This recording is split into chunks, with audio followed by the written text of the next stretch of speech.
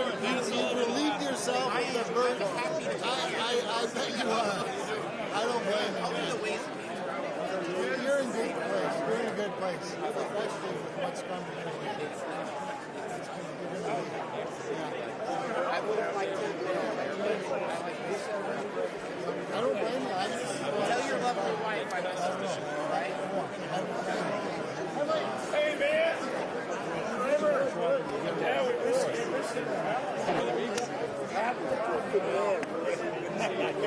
You remember when we had lunch? I do. Absolutely. How are you? Good to see you. Whatever we need to do down there, we gotta get started. You on the key. You on the key, man. Good to see you. How we doing?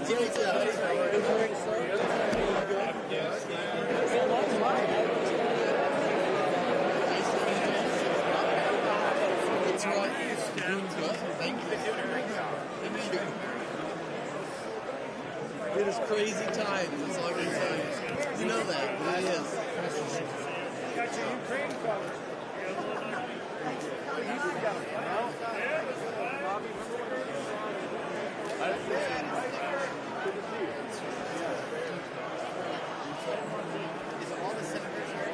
Been given them out? Does everybody think? I couldn't tell if we're all here or not. Who would know? Seems like the John Oh, yeah, you, aren't you ranking on ag? Hey! I'm ranking on agriculture. Excellent. Was chairman within the Dems too. Hopefully next time you'll be chair on ag and I'll be chair on agriculture. Be a great 1-2 punch. Then we'll do some good. Good deal. Good to see you. Hey.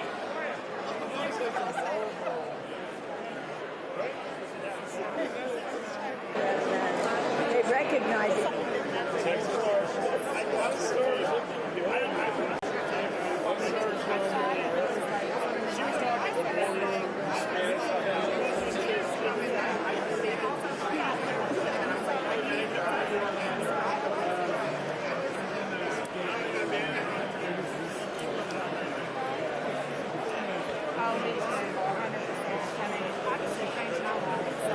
I never thought I'd do this job. Oh, really? I was, yeah. 1991. But, Gary was in the first room. Steve, it was, a lot of people are the same, Sharon. A lot.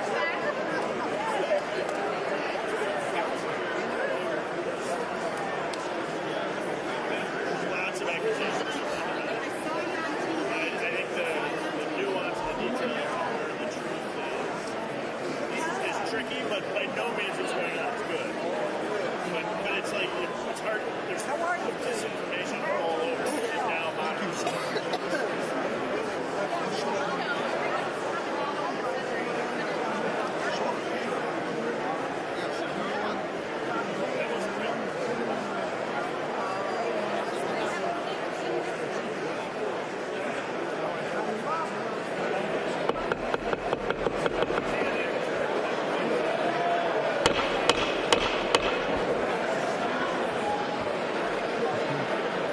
The joint session will come to order.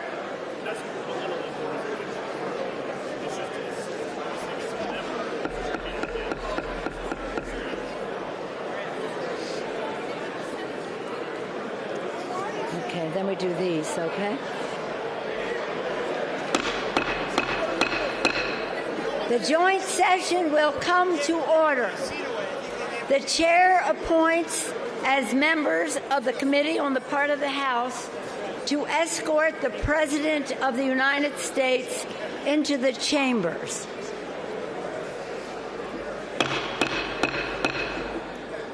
The gentleman from Maryland, Mr. Hoyer. The gentleman from South Carolina, Mr. Clyburn. The gentleman from the gentlewoman from Massachusetts, Ms. Clark. The gentleman from New York, Mr. Jeffries. The gentleman from New York, Mr. Sean Patrick Maloney. The woman from Ohio, Ms. Capter. The gentlewoman from Delaware, Ms. Blunt Rochester. The gentleman from California, Mr. McCarthy. The gentleman from Louisiana, Mr. Scalise. The gentlewoman from New York, Ms. Stefanik. The gentleman from Louisiana, Mr. Mike Johnson. The gentleman from Alabama, Mr. Palmer. The gentleman from Oklahoma, Mr. Cole. The gentlewoman from Indiana, Ms. Spartz.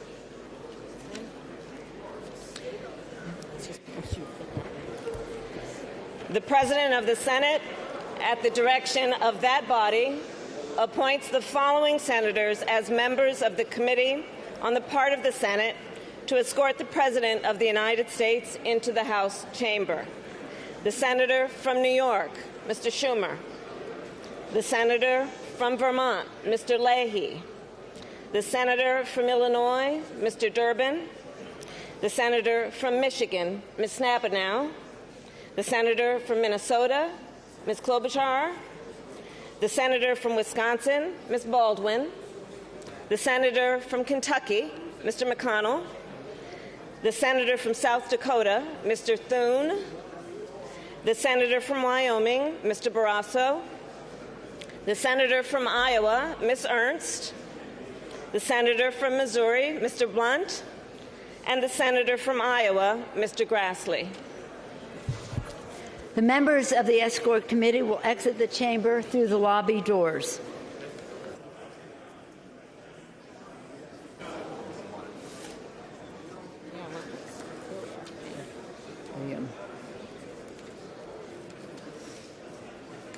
Now we wait for...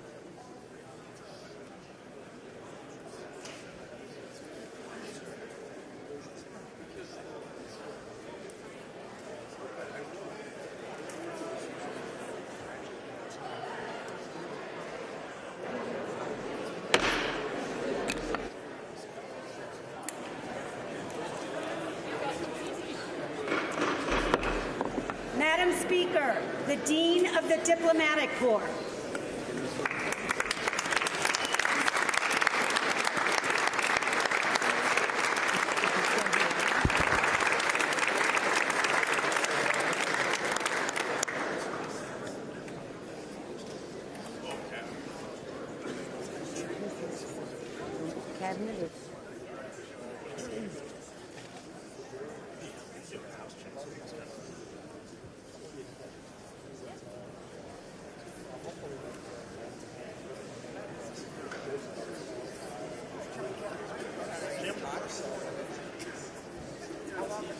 We had our big dinner tonight before, but usually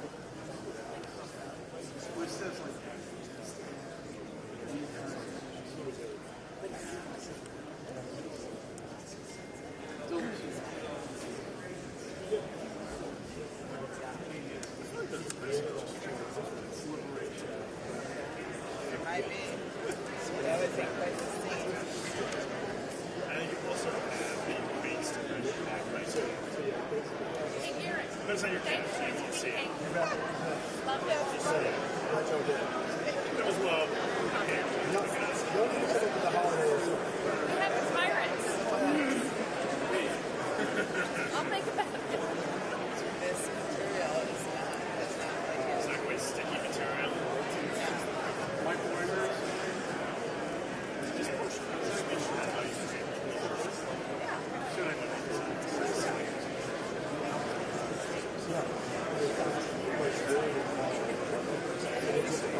My ideal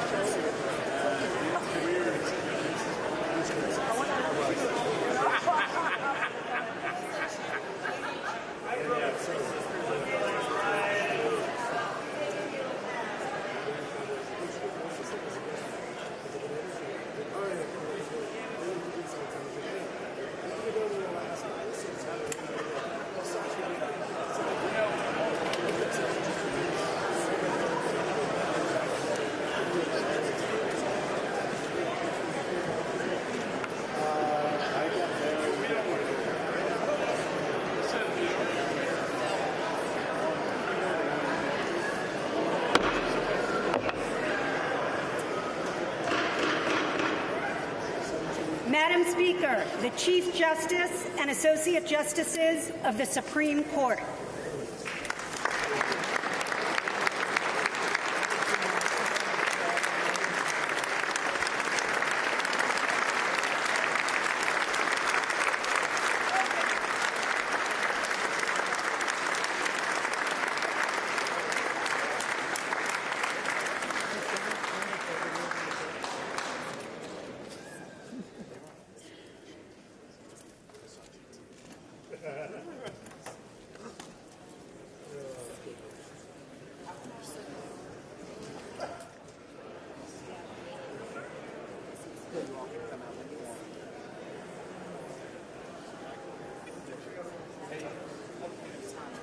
Next up is the first one.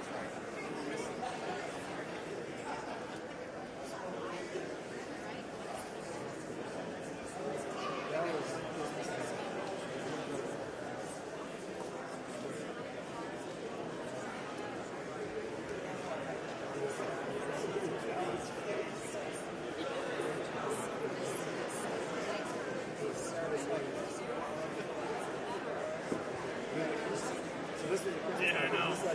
It's like,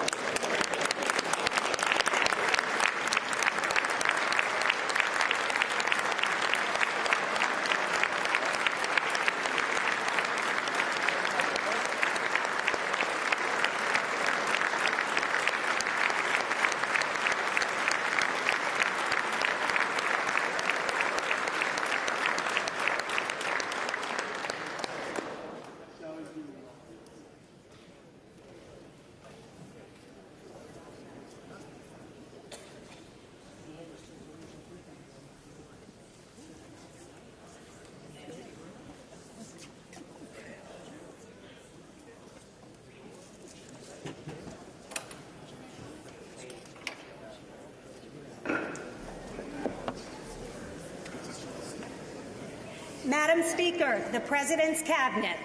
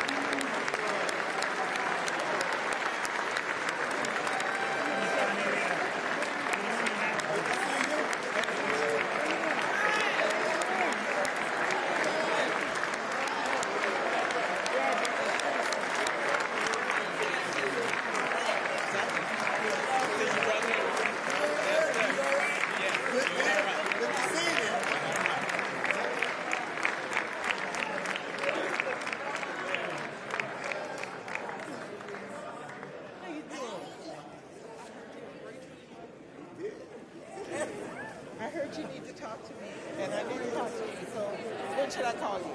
Tomorrow we can, and I Okay. want to do anything that we can. I call the two ambassadors, Okay. about tomorrow, but whatever. So we can talk. Okay. We'll do that. Hi. Okay, how are you?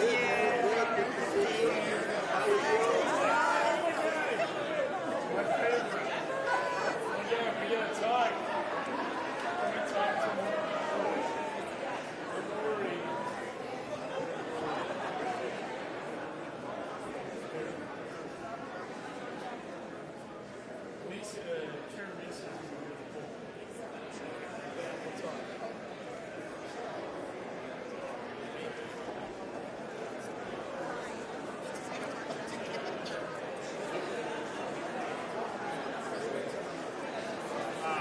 That's good.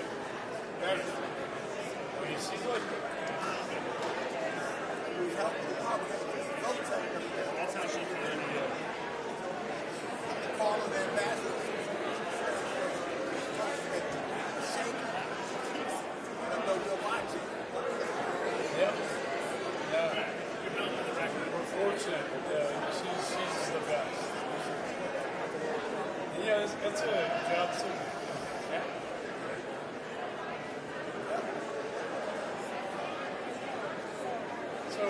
great. It's exciting. It's my ninth term. I don't really know who's coming out of the United States. You know, in the States. Some guy that's supposed to be the most powerful man in the world. He goes, powerful man. Wow. And then you and I were like, what are we doing?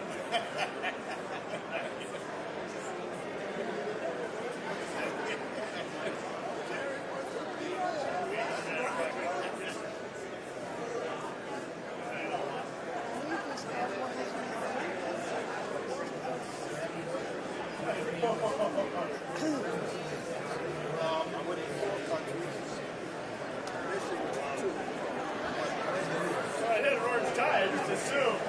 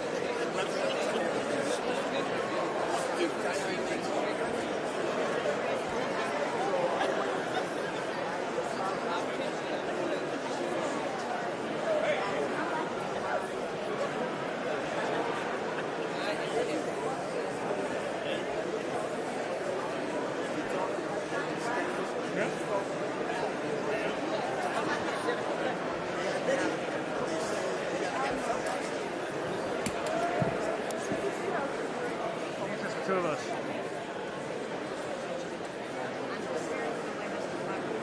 I don't even. Oh, there he is. Ah.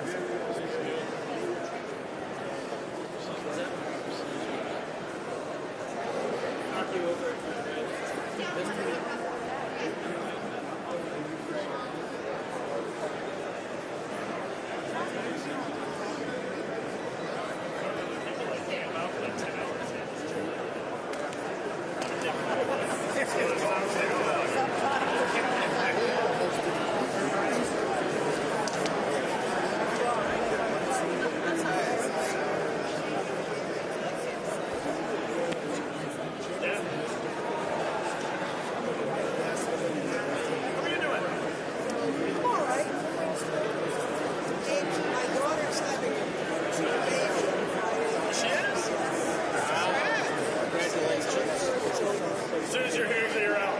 So there won't be a second round. It'll be a tight schedule up there.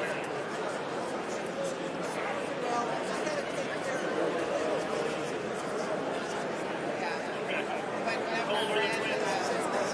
Okay.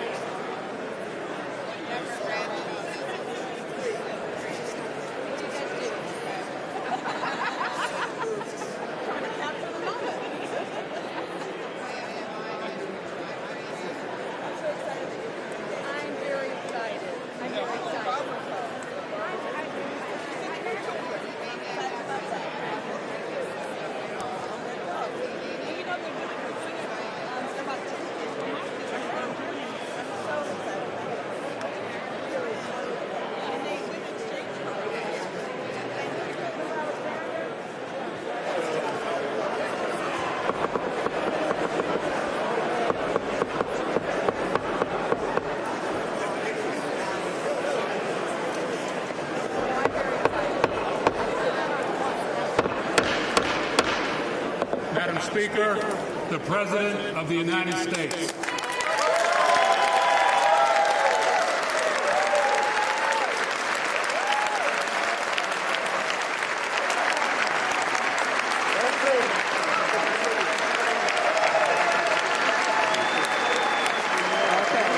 Let's see. Maybe. Let's see. And then I'll get you when he's there.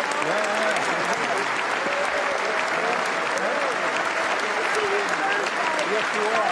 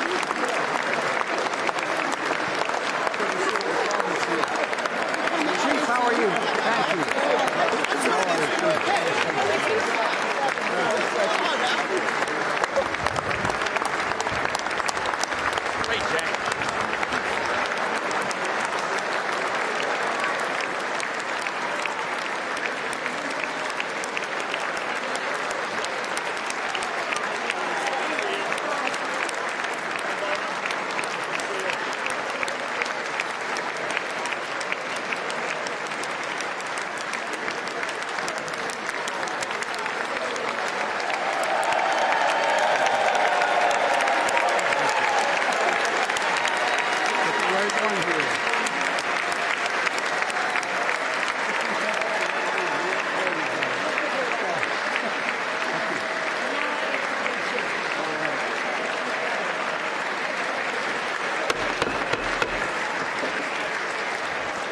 Members of Congress, I have the high privilege and distinct honor of presenting to you the President of the United States.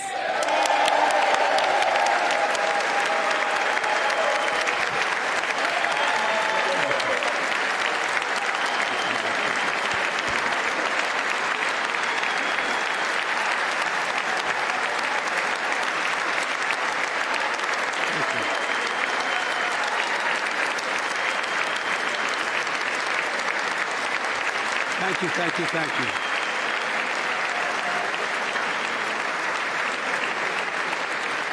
Thank you all very much.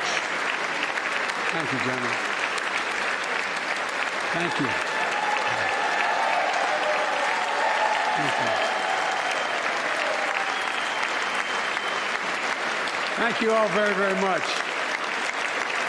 Thank you. Please. Thank you so much. Madam Speaker, Madam Vice President, our First Lady and Second Gentleman, members of Congress and the Cabinet, Justice of the Supreme Court, my fellow Americans. Last year, COVID-19 kept us apart. This year, we're finally together again. Tonight,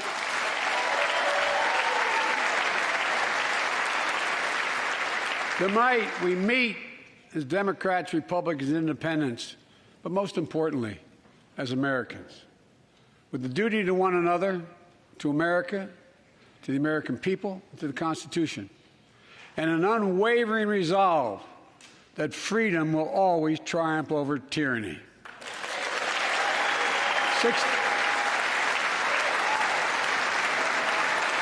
Thank you.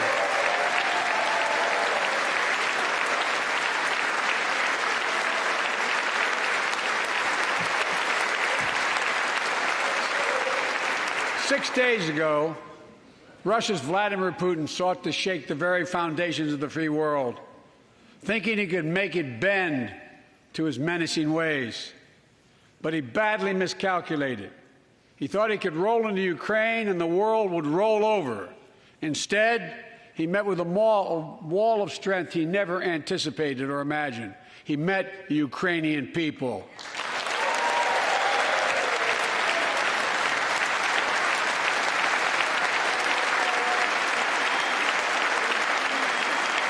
And President Zelensky, to every Ukrainian, their fearlessness, their courage, their determination literally inspires the world. Groups of citizens blocking tanks with their bodies, everyone from students to retirees to teachers, turned soldiers defending their homeland. And in this struggle, President Zelensky said in his speech to the European Parliament, "Light will win over darkness." The Ukrainian ambassador to the United States is here tonight, sitting with the First Lady.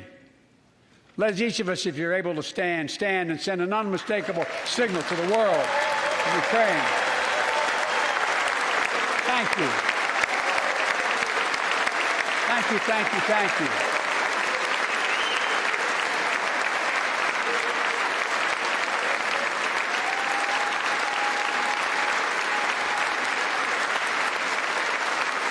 She's bright, she's strong, and she's resolved.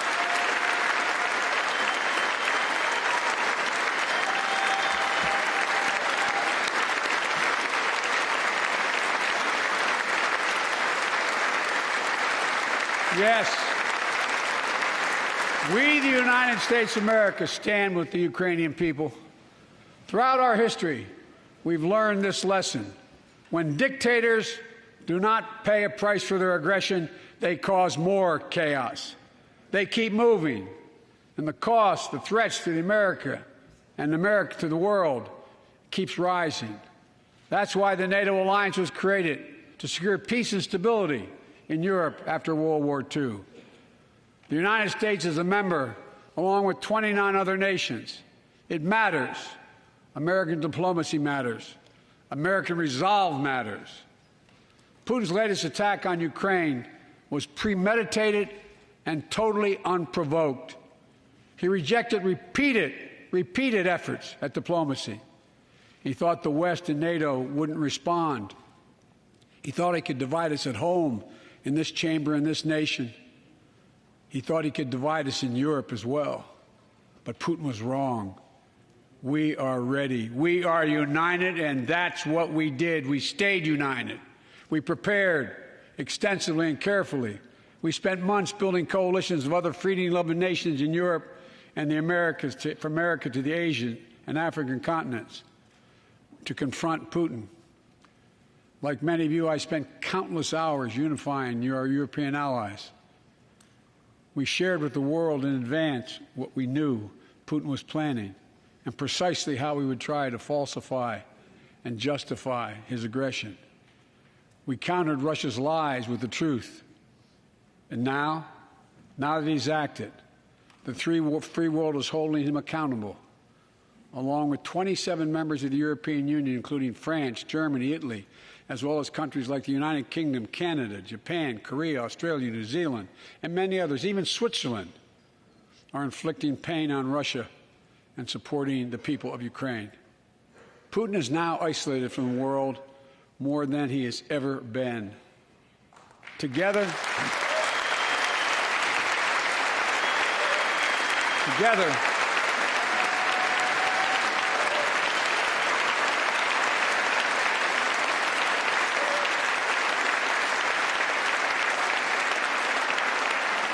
along with our allies, we are right now enforcing powerful economic sanctions.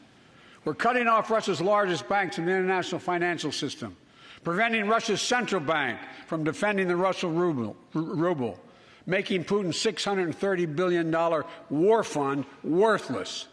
We're choking Russia's access to technology that will sap its economic strength and weaken its military for years to come.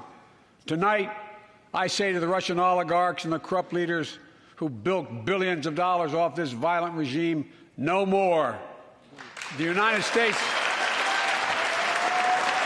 I mean it.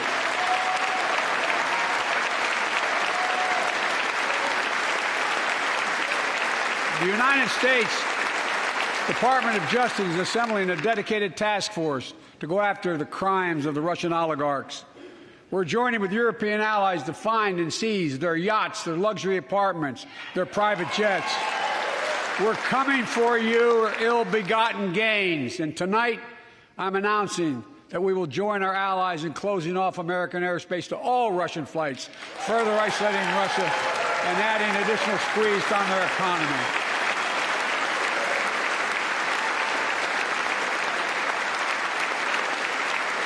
He has no idea what's coming.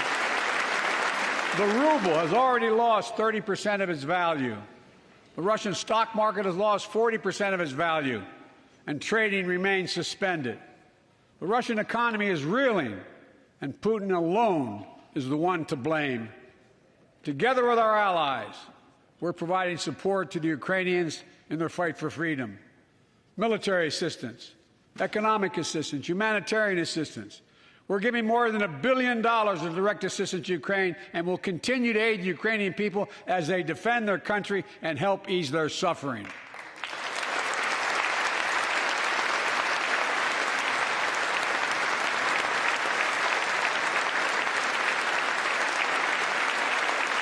But let me be clear.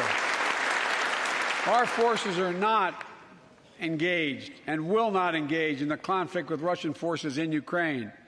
Our forces are not going to Europe to fight Ukraine, but to defend our NATO allies in the event that Putin decides to keep moving west.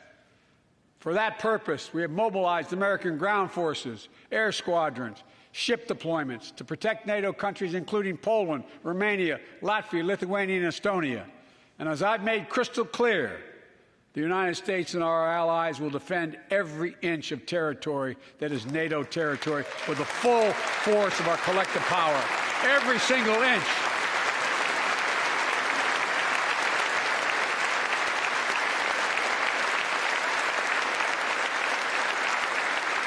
And we're clear-eyed The Ukrainians are fighting back with pure courage, but the next few days, weeks, and months will be hard on them.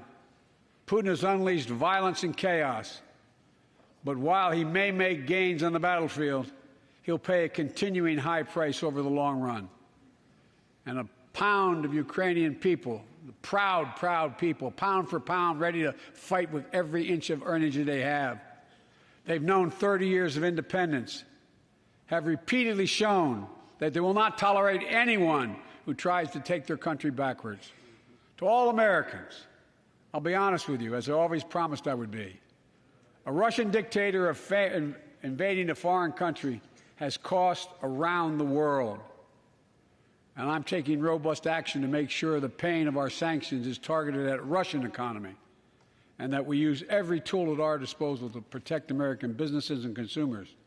Tonight, I can announce the United States has worked with 30 other countries to release 60 million barrels of oil from reserves around the world. America will lead that effort, releasing 30 million barrels of our own strategic petroleum reserve.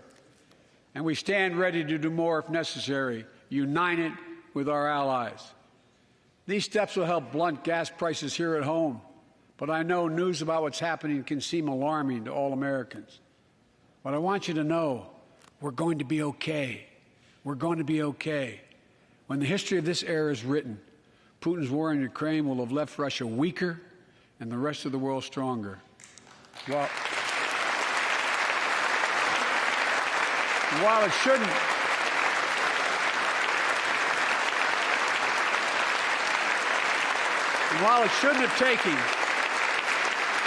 While it shouldn't have taken something so terrible for people around the world to see what's at stake, now everyone sees it clearly. We see the unity among leaders of nations, a more unified Europe, a more unified West. We see unity among the people who are gathering in cities and large crowds around the world, even in Russia, to demonstrate their support for the people of Ukraine. In the battle between democracy and autocracies, democracies are rising to the moment, and the world is clearly choosing the side of peace and security.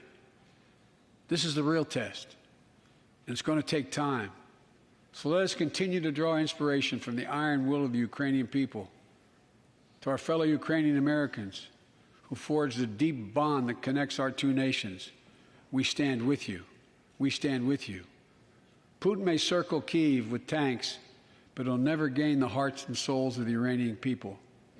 He'll never extinguish their love of freedom, and he will never weaken the resolve of the free world.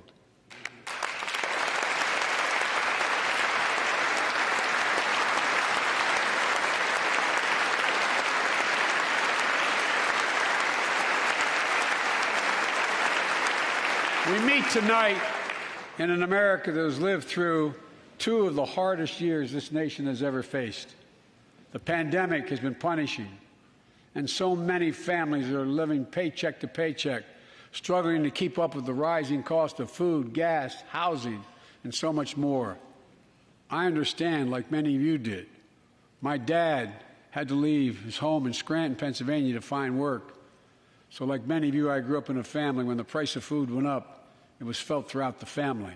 It had an impact. That's when one of the first things I did as president was fight to pass the American Rescue Plan. Because people were hurting, we needed to act, and we did. Few pieces of legislation have done more at a critical moment in our history to lift us out of a crisis. It fueled our efforts to vaccinate the nation and combat COVID-19, delivered immediate economic relief to tens of millions of Americans. It helped put food on the table. Remember those long lines of cars waiting for hours just to get a box of food put in their trunk? It cut the cost of health care insurance. And as my dad used to say, it gave the people just a little bit of breathing room. Unlike the $2 trillion tax cut passed in the previous administration that benefited the top 1% of Americans, the American Rescue Plan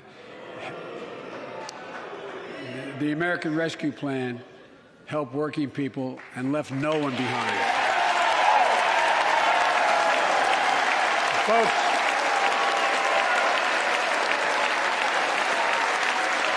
and it worked. It worked.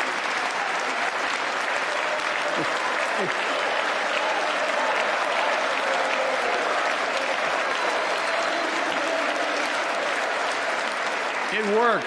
We created jobs, lots of jobs. In fact, our economy created over 6.5 million new jobs just last year. More jobs in 1 year than ever before in the history of the United States of America. The economy grew at a rate of 5.7 last year, the strongest growth rate in 40 years. And the first step in bringing fundamental change to our economy that hasn't worked for working people in this nation for too long. For the past 40 years, we were told that tax break for those at the top and benefits would trickle down and everyone would benefit. But that trickle-down theory led to a weaker economic growth, lower wages, bigger deficits, and a widening gap between the top and everyone else in nearly a century. Look, Vice President Harris and I ran for office, and I realize we have fundamental disagreements on this, but ran for office with a new economic vision for America. Invest in America, educate Americans, grow the workforce, build the economy from the bottom up and the middle out, not from the top down, because we know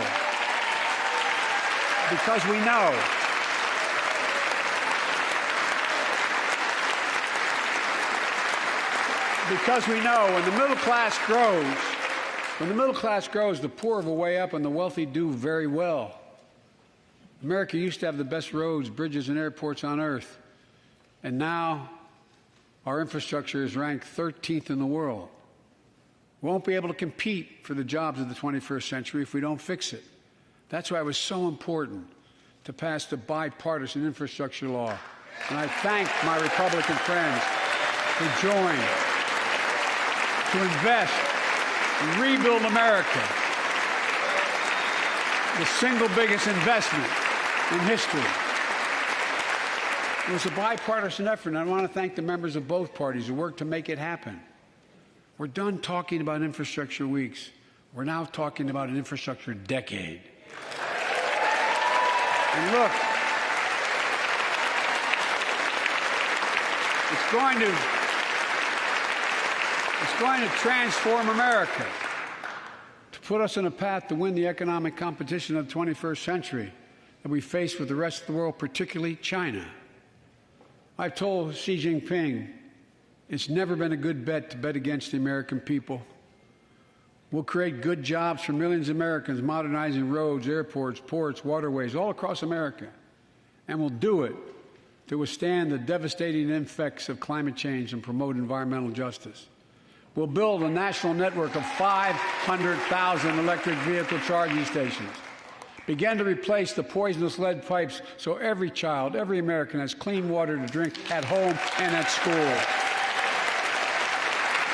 We're going to provide affordable, high-speed internet for every American, rural, suburban, urban, and tribal communities. 4,000 projects have already been announced. Many of you have announced them in your districts.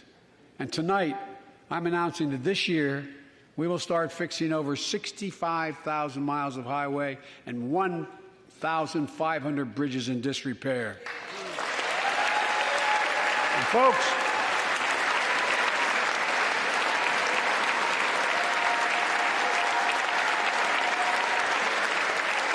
when we use taxpayers' dollars to rebuild America, we're going to do it by buying America. Buy American products. Support American jobs.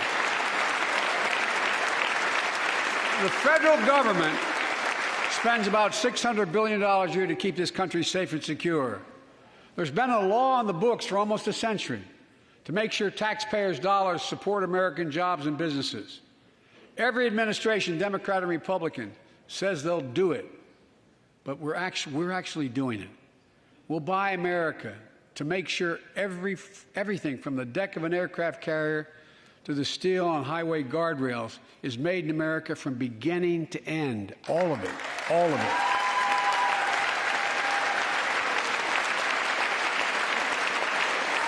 But folks, To compete for the jobs of the future, we also need a level playing field with China and other competitors. That's why it's so important to pass the Bipartisan Innovation Act sitting in Congress that will make record investments in emerging technologies and American manufacturing. We used to invest almost 2% of our GDP in research and development. We don't now. China is. Let me give you one example why it's so important to pass. If you travel 20 miles east of Columbus, Ohio, you'll find 1,000 empty acres of land. It won't look like much, but if you stop and look closely, you'll see a field of dreams, the ground on which America's future will be built. That's where Intel, the American company that helped build Silicon Valley, is going to build a $20 billion semiconductor megasite, up to 8 state-of-the-art factories in one place, 10,000 new jobs. And in those factories, the average job about $135,000 a year. Some of the most sophisticated manufacturing in the world to make computer chips the size of a fingertip that power the world in everyday lives, from smartphones, technology, the internet, technology that's yet to be invented. But that's just the beginning. Intel CEO Pat Gelsinger, who is here tonight, I don't know where Pat is. Pat, there you go, Pat, stand up.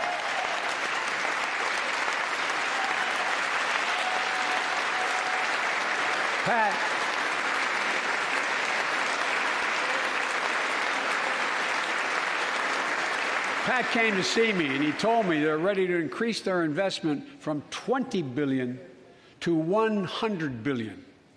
That would be the biggest investment in manufacturing in American history. And all they're waiting for is for you to pass this bill. So let's not wait any longer. Send it to my desk. I'll sign it. And we'll really take off in a big way. And folks, Intel is not alone. There's something happening in America. Just look around and you'll see an amazing story. The rebirth of pride that comes from stamping products made in America. The revitalization of American manufacturing. Companies are choosing to build new factories here when just a few years ago they would have gone overseas. That's what's happening. Ford is investing $11 billion in electric vehicles, creating 11,000 jobs across the country. GM is making the largest investment in its history, $7 billion to build electric vehicles, creating 4,000 jobs in Michigan. All told, 369,000 new manufacturing jobs were created in America last year alone. Folks,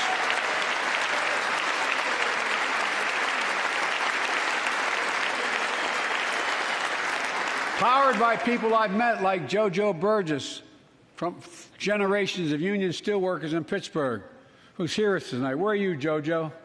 There you go. Thanks, buddy. As Ohio Senator Sherrod Brown says,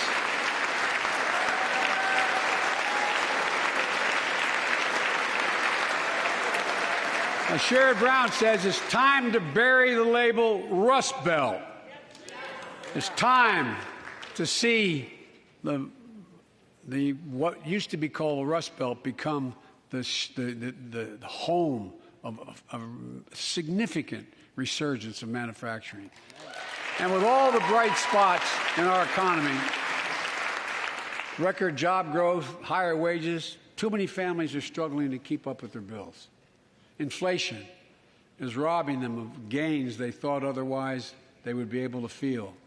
I get it. That's why my top priority is getting prices under control. Look, our economy roared back faster than almost anyone predicted.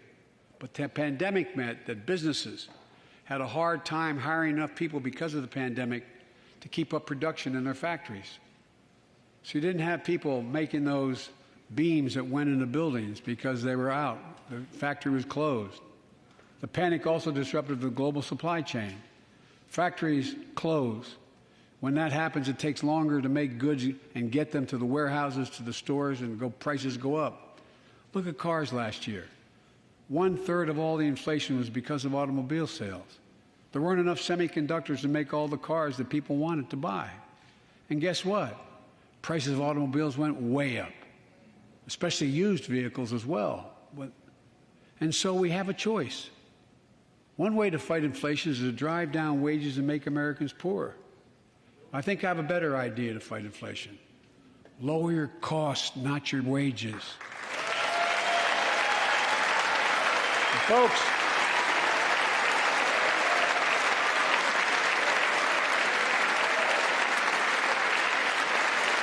that means make more cars and semiconductors in America, more infrastructure and innovation in America, more goods moving faster and cheaper in America, more jobs where you can earn a good living in America. Instead of relying on foreign supply chains, let's make it in America. Look, economists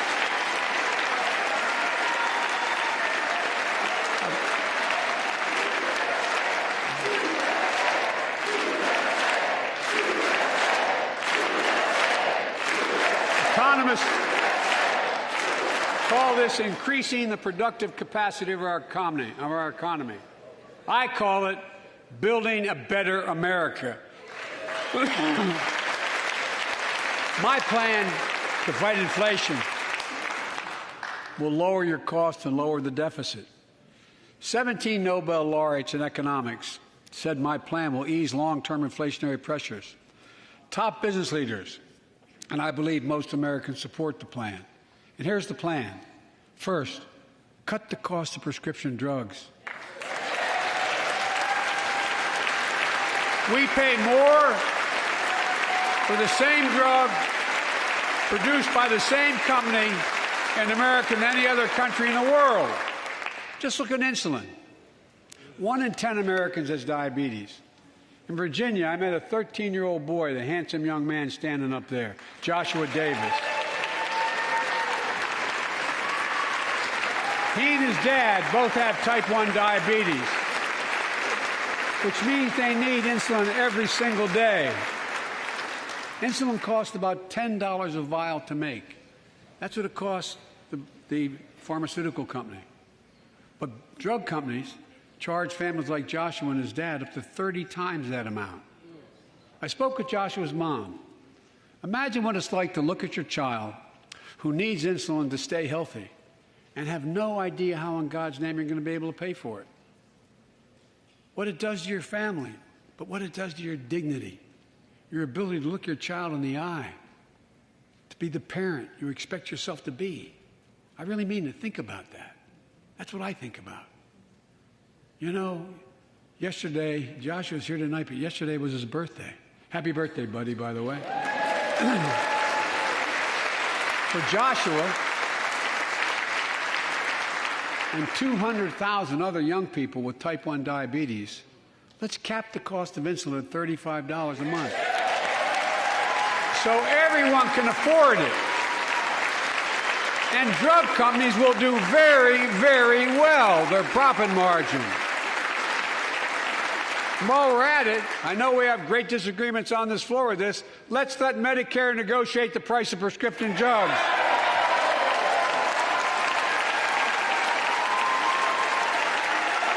They already set the price for VA drugs. Look, the American Rescue Plan is helping millions of families with Affordable Care Act plans to save them $2,400 a year on their health premiums. Let's close the coverage gap and make these savings permanent. And second, let's cut energy costs for families, an average of $500 a year by combating climate change. Let's provide an investment tax credits to weatherize your home and your business, to be energy efficient and get a tax credit for it.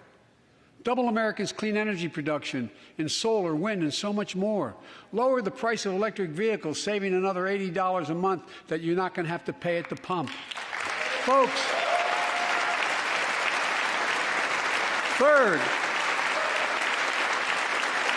the third thing we can do to change the standard of living for hardworking folks is cut the cost of child care.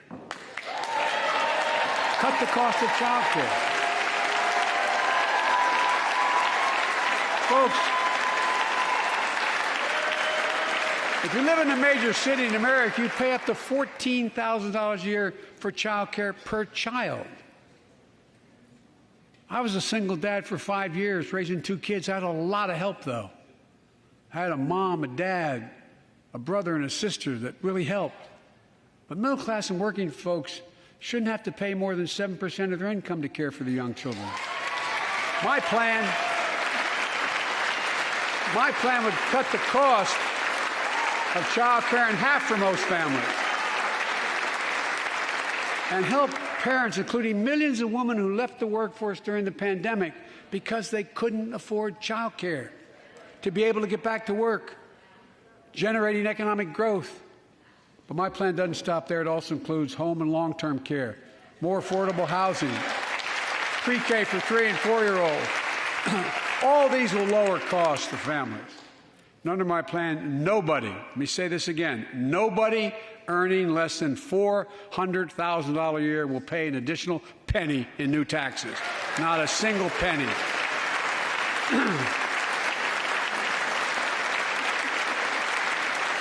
I may be wrong, but my guess is if we took a secret ballot in this floor, that we'd all agree that the present tax system ain't fair.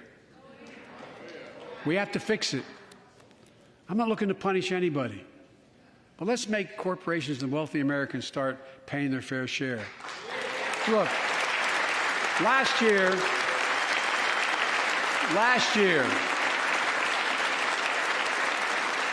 and like Chris Coons and Tom Carper and my distinguished Congresswoman, we come from the land of corporate America. There are more corporations incorporated in America than every other state in America combined. And I still won 36 years in a row. The point is, even they understand they should pay just a fair share. Last year, 55 of the Fortune 500 companies earned $40 billion in profit and paid zero in federal taxes. Now look, it's not fair. That's why I proposed a 15% minimum tax rate for corporations. And that's why in the G7 and other meetings overseas, we're able to put together, I was able to be somewhat helpful, 130 countries agree on a global minimum tax rate. So companies can't get out of paying their taxes at home by shipping jobs and factories overseas. It'll raise billions of dollars. That's why I propose closing loopholes for the very wealthy who pay a lower tax rate than a teacher and a firefighter. So that's my plan, but we'll go in more detail later. We will grow the economy, lower the cost of families. So what are we waiting for? Let's get this done. We all know we've got to make changes. Folks,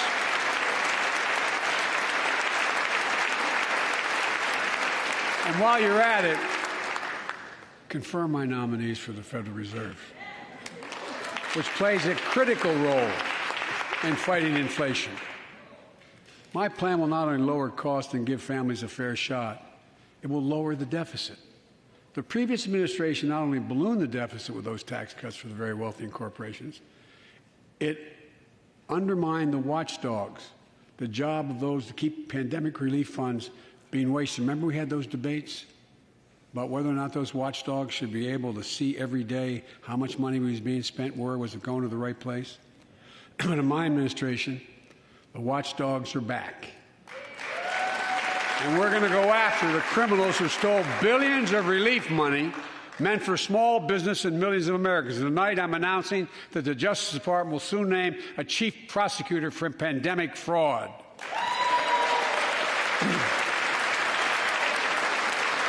Look,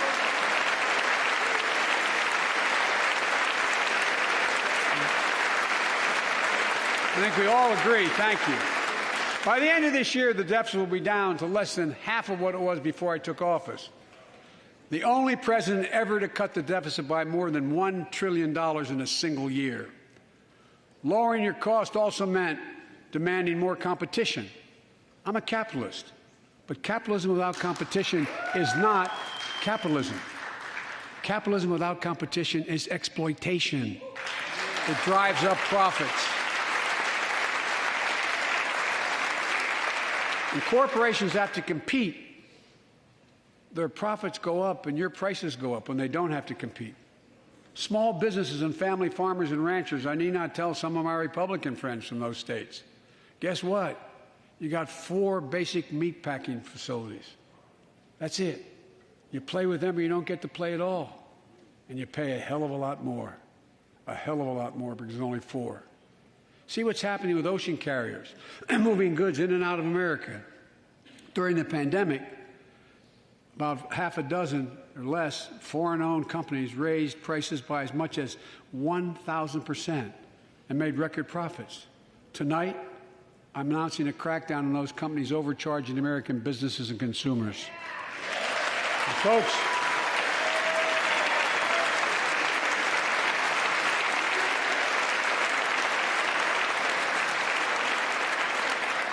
and as Wall Street firms take over more nursing homes, quality in those homes has gone down and costs have gone up. That ends on my watch. Medicare is going to set higher standards for nursing homes and make sure your loved ones get the care they deserve and that they inspect and they will look at closely.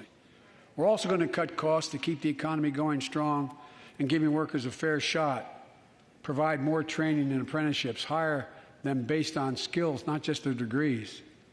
Let's pass the Paycheck Fairness Act and paid leave. Raise the minimum wage to $15 an hour and extend the child tax credit so no one has to raise a family in poverty. Let's increase Pell Grants, increase our historic support for HBCUs, and invest in what Jill, our First Lady who teaches full-time, calls America's best-kept secret, community colleges. Look, let's pass the PRO Act. When a majority of workers want to form a union, they shouldn't be able to be stopped. When we invest in our workers and we build an economy from the bottom up and the middle out together, we can do something we haven't done in a long time. Build a better America. For more than 2 years, COVID has impacted every decision in our lives and the life of this nation. And I know you're tired, frustrated, and exhausted.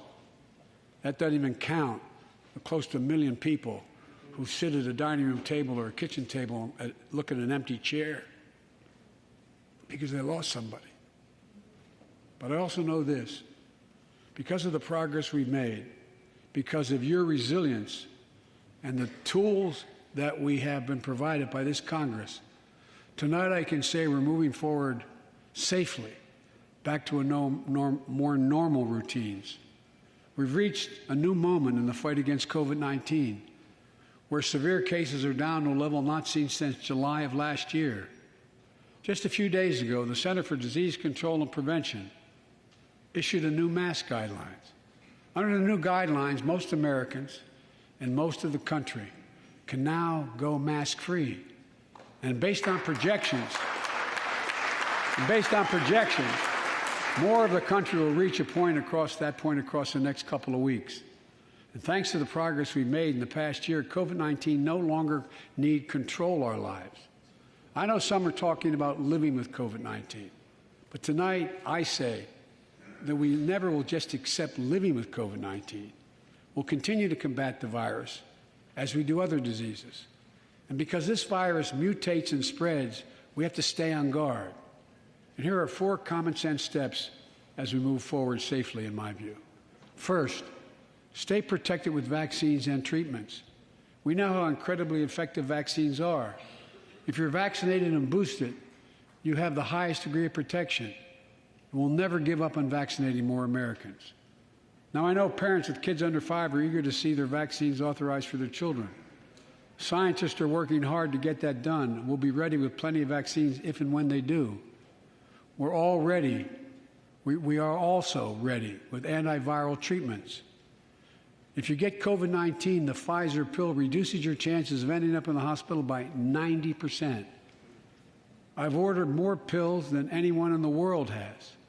Pfizer is working overtime to get us 1 million pills this month and more than double that next month. And now we're launching the Test to Treat initiative, so people can get tested at a pharmacy, and if they prove positive, receive the antiviral pills on the spot at no cost. And folks, if you're immunocompromised or have some other vulnerability, we have treatments and free high-quality masks. We're leaving no one behind or ignoring anyone's needs as we move forward. On testing, we've made hundreds of millions of tests available, and you can order them for free to your doorstep. And we've already ordered free tests. If you already ordered free tests tonight, I'm announcing you can order another group of tests. Go to covidtest.gov starting next week, and you can get more tests.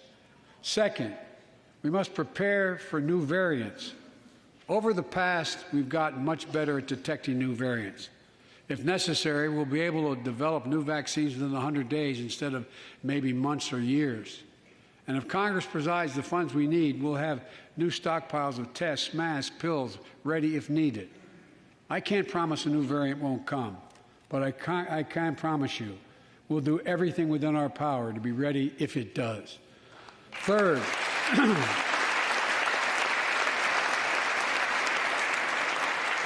we can end the shutdown of schools and businesses. We have the tools we need. It's time for America to get back to work and fill our great downtowns again with people. People working from home can feel safe and begin to return to their offices. We're doing that here in the federal government. The vast majority of federal workers will once again work in person. Our schools are open. Let's keep it that way. Our kids need to be in school.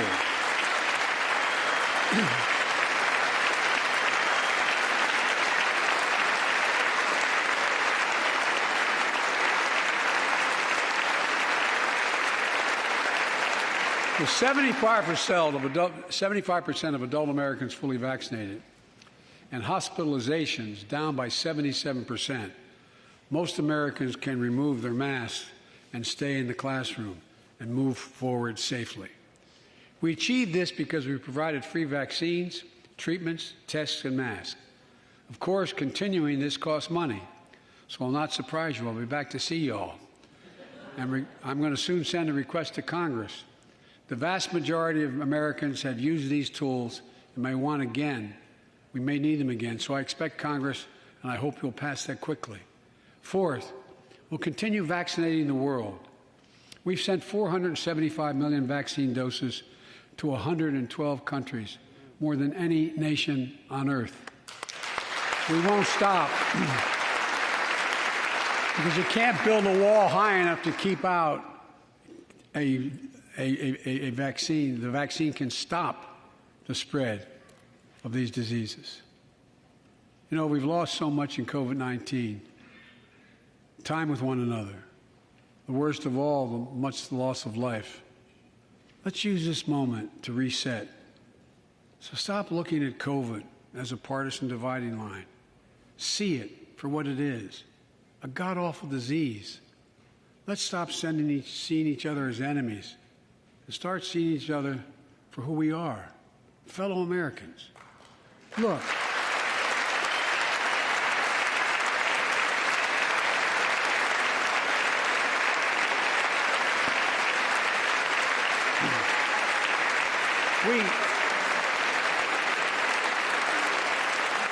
we can't change how divided we've been. It was a long time in coming. But we can change how to move forward on COVID-19 and other issues that we must face together. I recently visited New York City Police Department days after the funerals of Officer Wilbur Mora and his partner, Officer Jason Rivera. They were responding to a 9/11 call when a man shot and killed them with a stolen gun. Officer Mora was 27 years old. Officer Rivera was 22 years old. Both Dominican Americans who grew up in the same streets that they later chose to patrol as police officers. I spoke with their families, and I told them that we were forever in debt for their sacrifices and will carry on their mission to restore the trust and safety of every community deserves. Like some of you that have been around for a while, I've worked with you on these issues for a long time. I know what works. Investigating crime prevention and community policing, cops who walk the beat, who know the neighborhood, and who can restore trust and safety. Let's not abandon our streets or choose between safety and equal justice. Let's come together and protect our communities, restore trust, and hold law enforcement accountable. That's why the Justice Department has required body cameras, banned chokeholds, and restricted no-knock warrants for its officers. That's why the American Rescue Plan that you all provided $350 billion that cities, states, and counties can use to hire more police, invest in more proven strategies.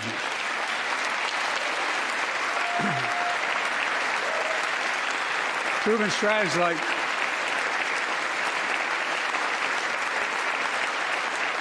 strategies like community violence interruption, trusted messengers, breaking the cycle of violence and trauma, and giving young people some hope.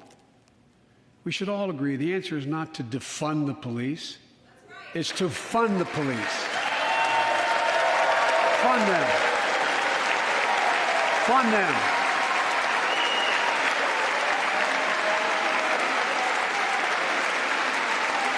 Fund them with resources and training.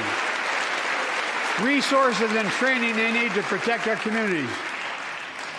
I ask Democrats and Republicans alike to pass my budget and keep our neighborhoods safe. And we'll do everything in my power to crack down on gun trafficking of ghost guns that you can buy online, assemble at home, no serial numbers, can't be traced. I ask Congress to pass proven measures to reduce gun violence. Pass universal background checks. Why should anyone on the terrorist list be able to purchase a weapon? Why? Why? And folks, ban assault weapons with high-capacity magazines that hold up to 100 rounds. You think the deer are wearing Kevlar vests? Look, repeal the liability shield that makes gun manufacturers the only industry in America that can't be sued. The only one. Imagine had we done that with the tobacco manufacturers. These laws don't infringe on the Second Amendment. They save lives. The most fundamental right in America is the right to vote and have it counted. And look, it's under assault. In state after state, new laws have been passed, not only to suppress the vote, we've been there before, but to subvert the entire election. We can't let this happen. Tonight I call on the Senate to pass the Freedom to Vote Act, pass the John Lewis Act, Voting Rights Act. And while you're at it, pass the Disclose Act so Americans know who's funding our elections. Look, tonight, I'd like to honor someone who dedicated his life to serve this country. Justice Breyer, an Army veteran, constitutional scholar, retiring Justice of the United States Supreme Court. Justice Breyer, thank you for your service. Thank you, thank you, thank you. I mean it. Get up, stand, let them see you. Thank you.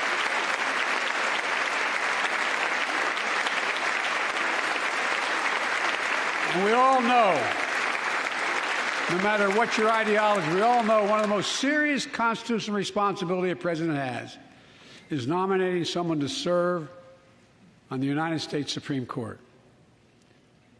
As I did 4 days ago, I've nominated the Circuit Court of Appeals, Ketanji Brown Jackson, one of our nation's top legal minds, who will continue in Justice Breyer's legacy of excellence.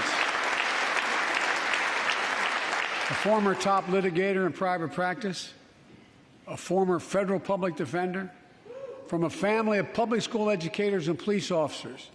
She's a consensus builder. Since she's been nominated, she's received a broad range of support, including the Fraternal Order of Police and former judges supported by Democrats and Republicans. Folks, if we're to advance liberty and justice, we need to secure our border and fix the immigration system.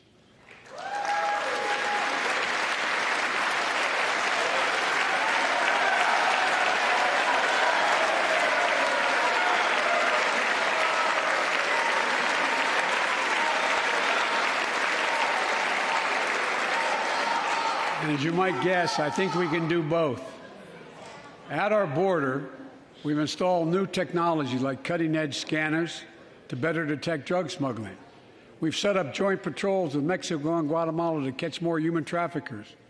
We're putting in place dedicated immigration judges in a significant larger number so families fleeing persecution and violence can have their cases heard faster, and those who don't legitimately hear can be sent back.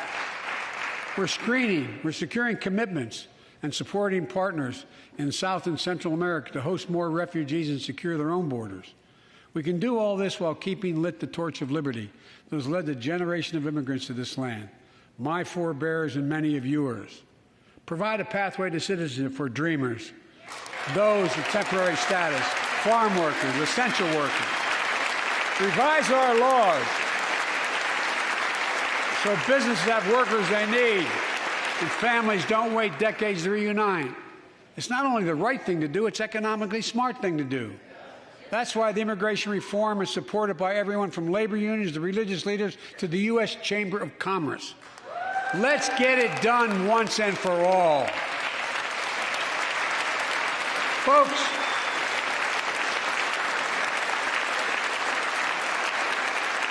advancing liberty and justice also requires protecting the rights of women.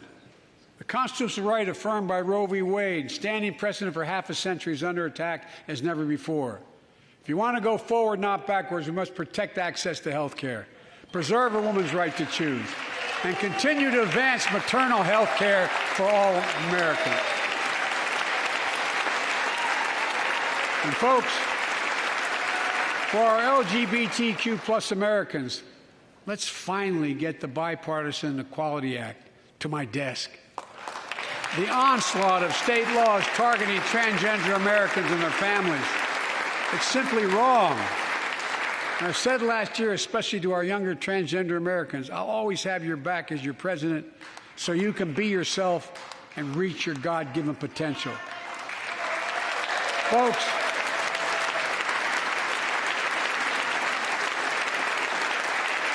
as I've just demonstrated, while it often appears we do not agree, and that we do agree on a lot more things than we acknowledge.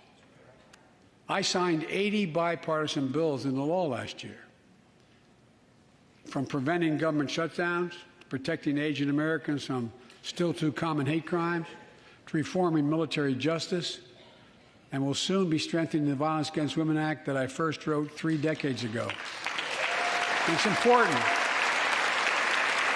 It's important for us to show the nation we can come together and do big things. So tonight I'm offering a unity agenda for the nation. 4 big things we can do together, in my view. First, beat the opioid epidemic. There's so much we can do. Increase funding for prevention, treatment, harm reduction, and recovery. Get rid of outdated rules and stop doctors stop doctors prescribing treatments. Stop the flow of illicit drugs by working with state and local law enforcement to go after the traffickers. And if you're suffering from addiction, you should know you're not alone. I believe in recovery, and I celebrate the 23 million Americans in recovery. Second, let's take on mental health, especially among our children whose lives and education have been turned upside down. The American Rescue Plan gave schools money to hire teachers and help students make up for lost learning. I urge every parent to make sure your school does just that. They have the money. We can all play a part. Sign up to be a tutor or a mentor. Children were also struggling before the pandemic: bullying, violence, trauma, and the harms of social media.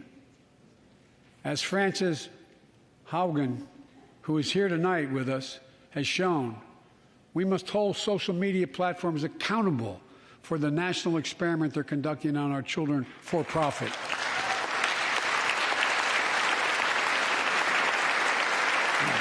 Folks, thank you. Thank you for the courage you showed.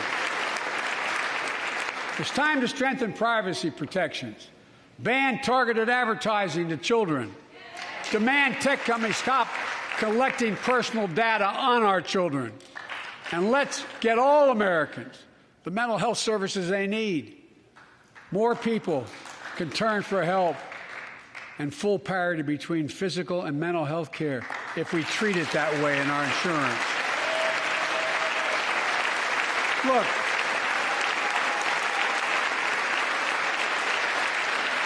the third piece of that agenda is support our veterans.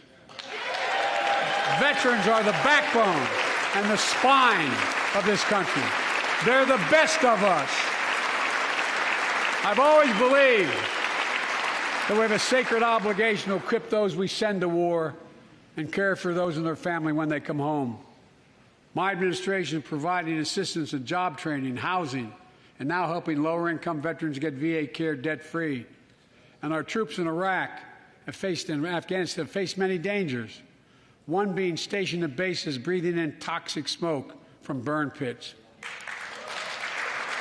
Many of you have been there. I've been in and out of Iraq and Afghanistan over 40 times. These burn pits that incinerate waste, the waste of war, medical and hazardous material, jet fuel, and so much more. And they come home, many of the world's fittest and best trained warriors in the world. Never the same. Headaches, numbness, dizziness. A cancer that would put them in a flag-draped coffin. I know. One of those soldiers was my son, Major Bo Biden. I don't know for sure if the burn pit that he lived near, that his hooch was near, in Iraq and earlier than that in Kosovo, is the cause of his brain cancer, the disease of so many other troops. But I am committed to find out everything we can, committed to military families like Danielle Robinson from Ohio, the widow of Sergeant First Class Heath Robinson. He was born a soldier, Army National Guard, combat medic in Kosovo and Iraq, stationed near Baghdad, just yards from burn pits the size of football fields. Danielle is here with us tonight. They loved going to Ohio State football games.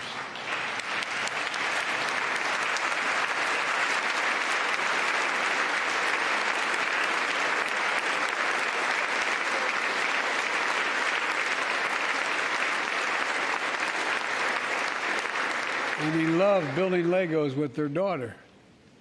But cancer from prolonged exposure to burn pits ravaged Heath's lungs and body.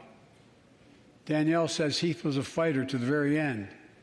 He didn't know how to stop fighting, and neither did she. Through her pain, she found purpose to demand that we do better. Tonight, Danielle, we are going to do better. The VA is pioneering new ways of linking toxic exposure to disease, already helping more veterans get benefits. And tonight, I'm announcing we're expanding eligibility to veterans suffering from 9 respiratory cancers. I'm also calling on Congress to pass a law to make sure veterans devastated by toxic exposure in Iraq and Afghanistan finally get the benefits and the comprehensive health care they deserve.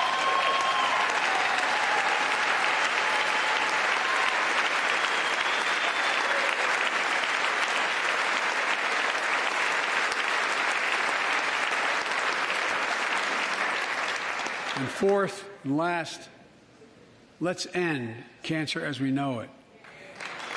This is personal.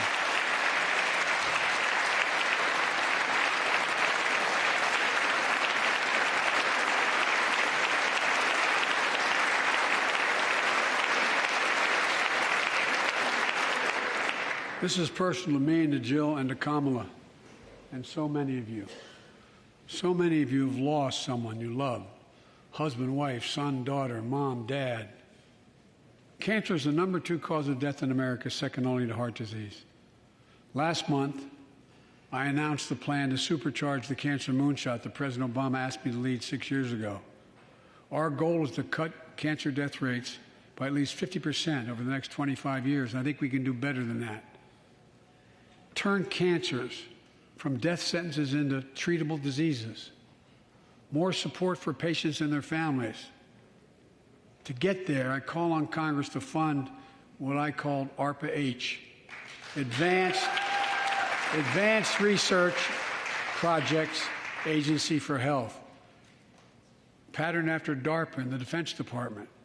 Projects that led in DARPA to the internet, GPS, and so much more to make our forces more safer and be able to wage war with more clarity. ARPA will have a singular purpose: to drive breakthroughs in cancer, Alzheimer's and diabetes, and more. A unity agenda for the nation. We can do these things. It's within our power, and I don't see a partisan edge to any one of those four things. My fellow Americans, tonight we've gathered in this sacred space, a citadel of democracy, in this Capitol. Generation after generation of Americans have debated great questions amid great strife and have done great things. We fought for freedom, expanded liberty, debated totalitarianism and terror. We built the strongest, freest, and most prosperous nation the world has ever known. Now is the hour, our moment of responsibility, our test of resolve and conscience, of history itself. It is in this moment that our character of this generation is formed. Our purpose is found. Our future is forged. Well, I know this nation. We'll meet the test, protect freedom and liberty, expand fairness and opportunity, and we will save democracy. As hard as those times have been, I'm more optimistic about America today than I've been my whole life, because I see the future that's within our grasp, because I know there's simply nothing beyond our capacity. We're the only nation on earth that has always turned every crisis we've faced into an opportunity. The only nation that can be defined by a single word: possibilities. So on this night, on our 245th year as a nation, I've come to report on the state of the nation, the State of the Union. And my report is this: the State of the Union is strong because you, the American people, are strong. We are stronger today. We are stronger today than we were a year ago. And we'll be stronger a year from now than we are today. This is our moment to meet and overcome the challenges of our time. And we will, as one people, one America, the United States of America. God bless you all, and may God protect our troops. Thank you. Go get him.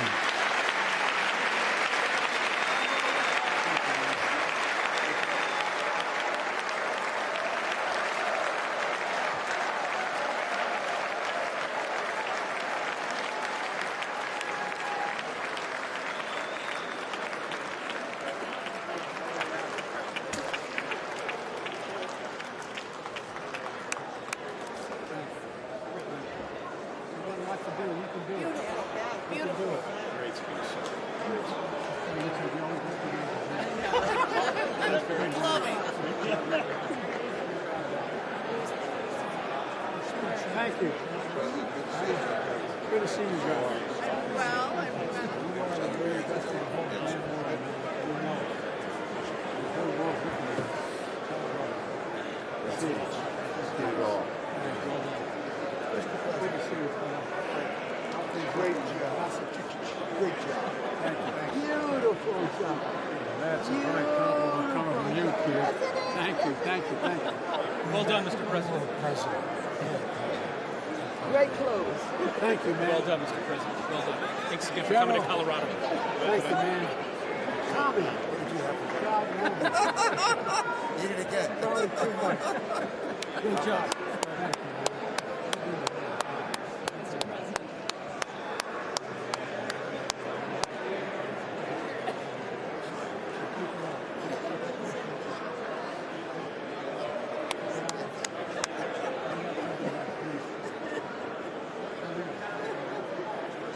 Thank you, man. Well done, Mr. President. job, Mr. President. Yes. Nice inspirational speech. Even though they asked me what did I want to hear tonight, I said I wanted you to give us some hope. You knocked it out the park. We have Thank reason to you. hope. We have Thank so you. much reason Thank to you. hope.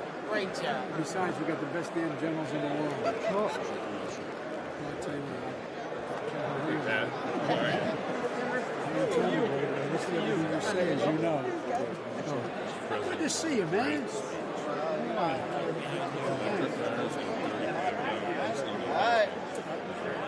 We can do this.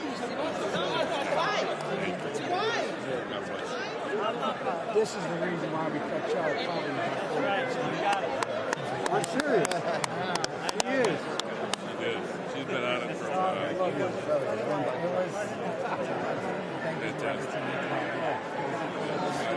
We can do this. Prescription drugs. Yeah, for the grace of God, we're cooking out rice and we got a shot.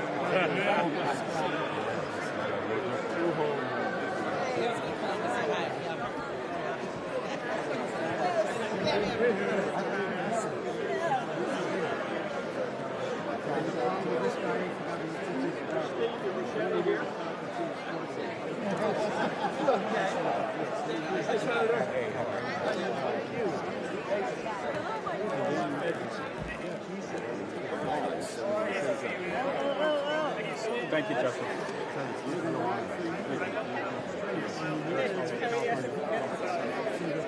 Nice to have everyone back here. I'm doing well. Good to see you.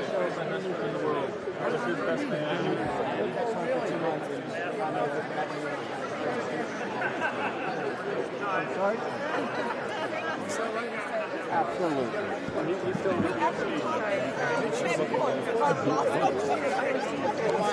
But she was the date, but that was really. Which way?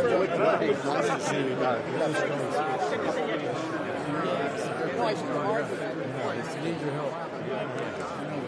What you going to do now? Thank you so much twice tonight. Thank you for everything. Oh, it's going to be huge, right, my district. Thank you. Oh my gosh. I didn't know, I knew this one, right? But you know those two words? Bulldozer. I mean, that's what it was. Oh my God, that's so. Enormous respect. Oh. I mean, look at me, man. You know it's true. We go back a I long know, way, those pal. are the days. I think she's pretty good. Pretty solid. Absolutely. She is a great. Absolutely. Absolutely. I'll tell you what, man. The IBW voters is the reason I'm standing by. Yeah, should be good to start walking. Thank you, man. That was a historic speech. You don't like me. I'm fired up. I don't want this guy too fired up. I'm fired up. I'm inspired. You got guns as big as my Listen, eyes, man, I'm trying to take care of myself. I'm trying to be like you. Thanks. That was awesome. Congratulations. Yes, yes, yes. It was historic.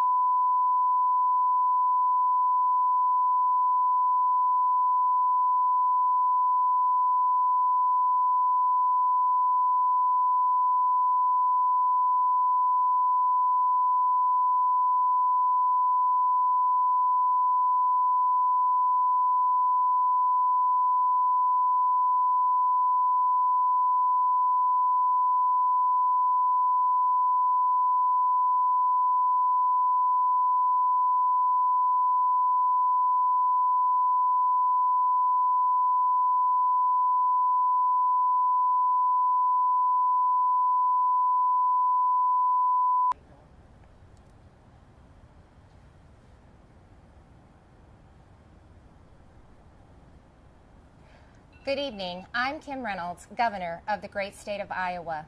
Like you, I just watched the President's address. I listened as the governor of our state, as a mom and a grandmother of 11 who's worried our country is on the wrong track. We're now 1 year into his presidency, and instead of moving America forward, it feels like President Biden and his party have sent us back in time to the late 70s and early 80s, when runaway inflation was hammering families, a violent crime wave was crashing our cities, and the Soviet Army was trying to redraw the world map. Even before taking the oath of office, the president told us that he wanted to, quote, make America respected around the world again, and to unite us here at home. He's failed on both fronts. The disastrous Afghanistan withdrawal did more than cost American lives. It betrayed our allies and emboldened our enemies. North Korea is testing missiles again at an alarming rate. The Speaker of the House recently warned our Olympic athletes not to speak out against China. And now Russia has launched an unprovoked, full-scale military invasion of Ukraine, an attack on democracy, freedom, and the rule of law. Now all Americans must stand united in solidarity with the brave people of Ukraine as they courageously defend their country against Putin's tyranny as they fight for their freedom. But we shouldn't ignore what happened in the run-up to Putin's invasion, waiving sanctions on Russian pipelines while eliminating oil production here at home, focusing on political correctness rather than military readiness, reacting to world events instead of driving them. Weakness on the world stage has a cost, and the president's approach to foreign policy has consistently been too little, too late. It's time for America to once again project confidence. It's time to be decisive. It's time to lead. But we can't project strength abroad if we're weak at home. And that's what I want to discuss with you tonight. The President and Democrats in Congress have spent the last year either ignoring the issues facing Americans or making them worse. They were warned that spending trillions would lead to soaring inflation. They were told that their anti-energy policies would send gas prices to new heights, but they plowed ahead anyway, raising the price at the pump by 50% and pushing inflation to a 40-year high. 4 decades ago, when our nation was last reeling from inflation, I was a young working mom just starting out. My husband, Kevin, worked days while I watched our girls, and then we would literally switch. We would pass in the yard as he was coming home, and I was leaving to work evenings at the local grocery store. From across that checkout counter, I saw the pain of inflation on my neighbors' faces. I saw what happens when prices rise faster than wages. The Biden administration believes inflation is a, quote, high-class problem. I can tell you, it's an everybody problem. I saw moms and dads' paychecks buy them less and less. I watched working people choose which essentials to take home and which ones to leave behind. And now President Biden's decisions have a whole new generation feeling that same pain. When I took the oath of office 5 years ago, I promised Iowans that I would never lose sight of who I was working for, that I wouldn't become detached from the problems they were facing, from the problems that I had faced myself. But you don't have to check groceries to see what high inflation does to people. You just need to step outside of the D.C. bubble. Talk to Americans about what's on their mind. Ask them, what are your concerns? What keeps you up at night? And they'll tell you. And I can tell you what's not on that list. They won't tell you that spending trillions more and bankrupting their children is the answer to their problems. They won't tell you that we should be paying people not to work. And they certainly won't tell you that we should give billions in tax giveaways to millionaires and billionaires in Democrat-controlled states like California, New York, and New Jersey. But that's what the Biden administration has been pushing for over the last year. And that's all part of Build Back Better. Thankfully, the president's agenda didn't pass because even members of his own party said enough is enough. Well, the American people share that view. Enough is enough. And it's not just with D.C. spending. Americans are tired of a political class trying to remake this country into a place where an elite few tell everyone else what they can and cannot say, what they can and cannot believe. They're tired of people pretending the way to end racism is by categorizing everybody by their race. They're tired of politicians who tell parents they should sit down, be silent, and let government control their kids' education and future.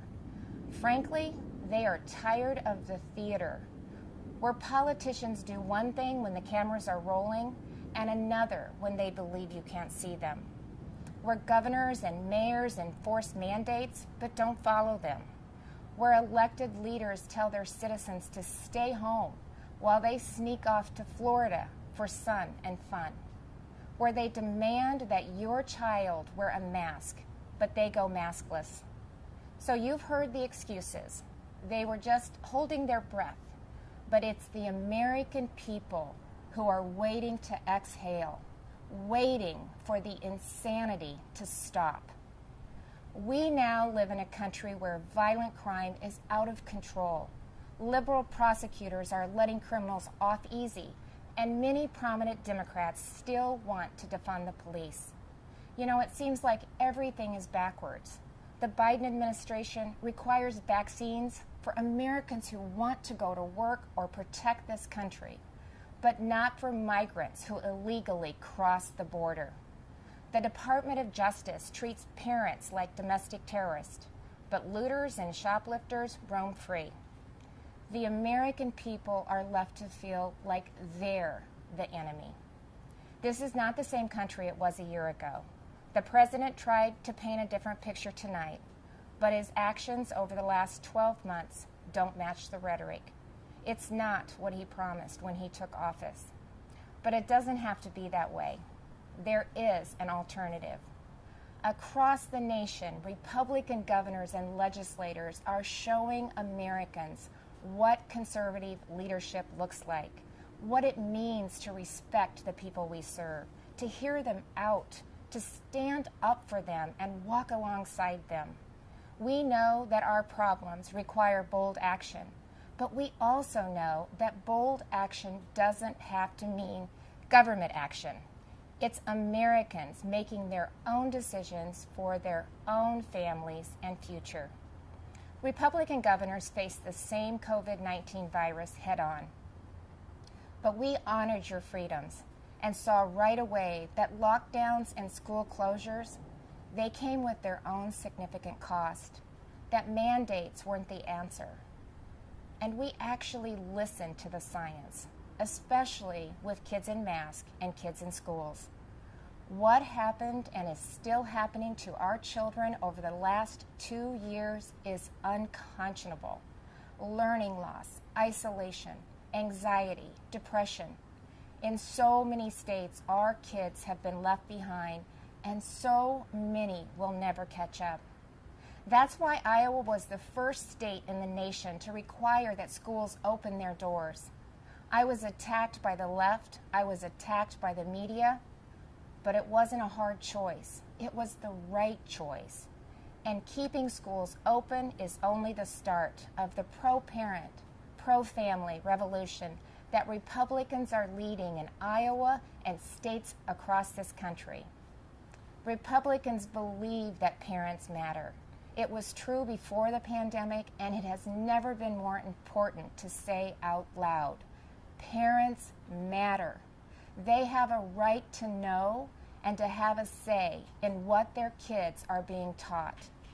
Families also have every right to live in a safe and a secure community, and that begins with a safe and secure country. But the Biden administration has refused to secure our border. They've refused to provide the resources to stop human trafficking, to stop the staggering influx of deadly drugs coming into our neighborhoods. They've refused to protect you. With Texas and Arizona leading the way, I, along with Republican governors from several states, have sent resources to the border. And we've actually gone to the border, something that our president and vice president have yet to do since taking office. On the economy, the contrast couldn't be more stark. While Democrats in D.C. are spending trillions, sending inflation soaring, Republican leaders around the country are balancing budgets and cutting taxes, because we know that money spent on Main Street is better than money spent on bureaucracy. Today, I signed legislation that eliminates Iowa's tax on retirement income and sets our tax rate at 3.9%. That's less than half of what it was just 4 years ago. And it shouldn't come as a surprise that out of the top 20 states with the lowest unemployment rates, 17 have Republican governors. Republicans may not have the White House, but we're doing what we can to fill the leadership vacuum.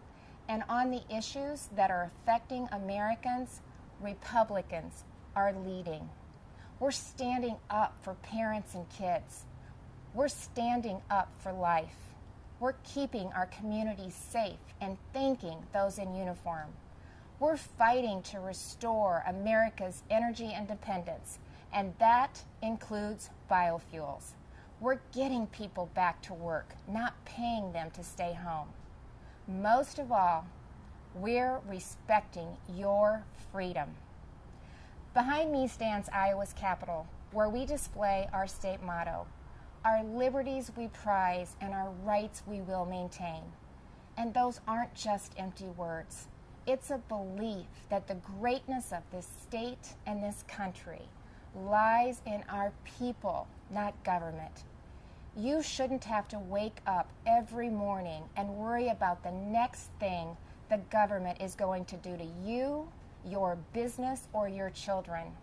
If we as elected leaders are doing our job, then the government is working well, but operating in the background.